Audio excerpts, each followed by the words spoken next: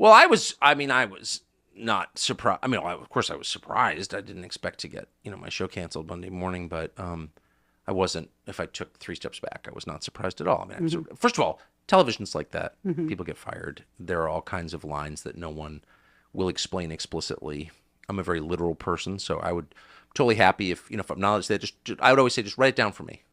Yeah. Oh, I can't say, can you just send me a text. I've got a bad memory. Yeah. That's what I say too. Oh, I can't be conservative on a conservative TV channel. Just write that down for me, if you would, just so I can have it as a reference point.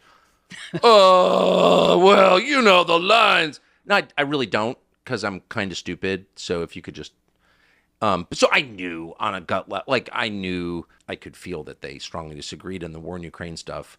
Mm-hmm. Do you think that's what it was? I mean, I don't know. I'm just speculating, but they really didn't like that at all. The January 6th stuff, they really didn't like. That. I think we had a bunch of people quit over that, and mostly I would say mediocre. Like Chris Wallace should not be on television, or Jonah Goldberg, or so. You know what I mean? These are people who obviously the audience hated and shouldn't have been there in the first place. Tucker Carlson's continued to tell his side of the story after being booted from Fox News for being the best at acting like they love and support everything that Donald Trump has said since 2015.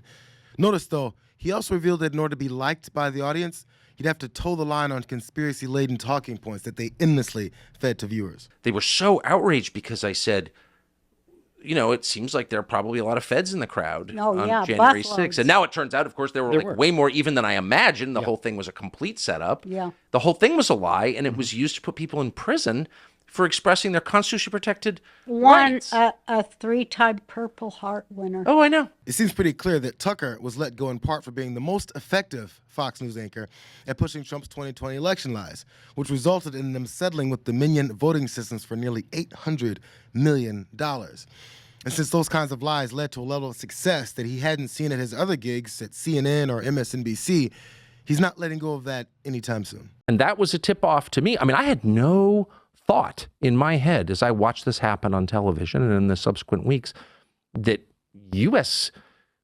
law enforcement or military agencies had anything to do with it. That never crossed my mind. I never thought that it was a false flag or anything like that. I'm not a conspiracist by temperament.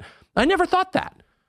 And then I interviewed the chief of the Capitol Police, Stephen Sund, in an interview that was never aired on Fox, by the way. I was fired before it could air. I'm going to interview him again. But Stephen Sund was the totally non-political, worked for Nancy Pelosi. I mean, this was not some right-wing activist. He was the chief of the Capitol Police on January 6th. And he said, oh, yeah. That crowd was filled with federal agents. What?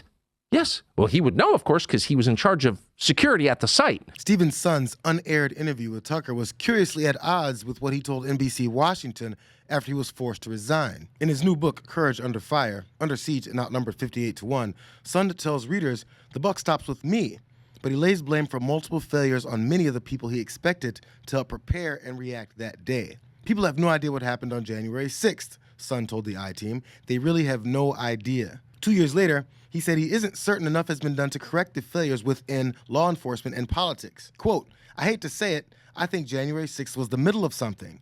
I think our politicians need to think about, how they use their words, because violent rhetoric can be dangerous. And I talk about on both sides. I talk about it in the book. And we need to start acting like statesmen. Sund said intelligence failures in the days leading up to January 6th left his team unprepared. We expected large groups.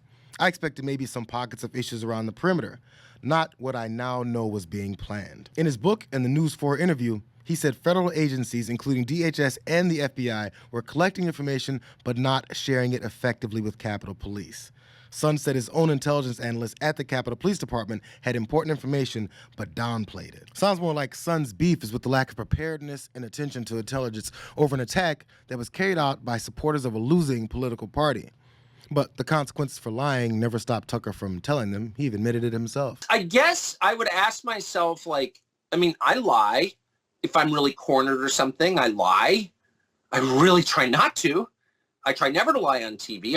I just don't, I don't like lying. I certainly do it, out of weakness or whatever. The narrative that Trump cultivated to MAGA foot soldiers with major assists from Fox News is so important to keep afloat that the pettiest president in history didn't go nuclear after everyone read what Tucker really thought of him. We are very, very close to being able to ignore Trump most nights.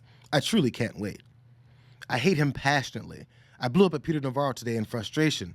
I actually like Peter, but I can't handle much more of this. And to prove that they were willing to let bygones be bygones in the name of political and monetary greed, Tucker and Trump got back together after Fox News kicked him out to sanitize the attack on the Capitol and also to re-legitimize Tucker. Do you think we're moving towards civil war? There's tremendous passion and there's tremendous love. January 6th was a very interesting day because they don't report it properly. I believe it was the largest crowd I've ever spoken before, and you know some of the crowds I've spoken before. But I think that the biggest crowd I've ever spoken before was on January 6th, and people that were in that crowd, a very, very small group of people, and we said patriotically and peacefully and patriotically, right? Nobody ever says that. Go peacefully and patriotically. But people that were in that crowd that day, very small group of people, went down there, and then there are a lot of scenarios that we can talk about. But people in that crowd said it was the most beautiful day they've ever experienced. There was love in that crowd. There was love and unity. I have never seen such spirit and such passion and such love. And I've also never seen simultaneously and from the same people such hatred of what they've done to our country. As long as Tucker recommitted to the lies that keep the money and violent support coming in, his actual beliefs about MAGA are absolutely forgiven. But just like Tucker, Fox News is also trying something new after being relieved of that $787 million. Better, and it works. Mine work. And then, no. Well, the former president finally got around to some campaign promises amid lots of cheering, as you heard. Many untruths. The 2020 election was not rigged. It was not stolen.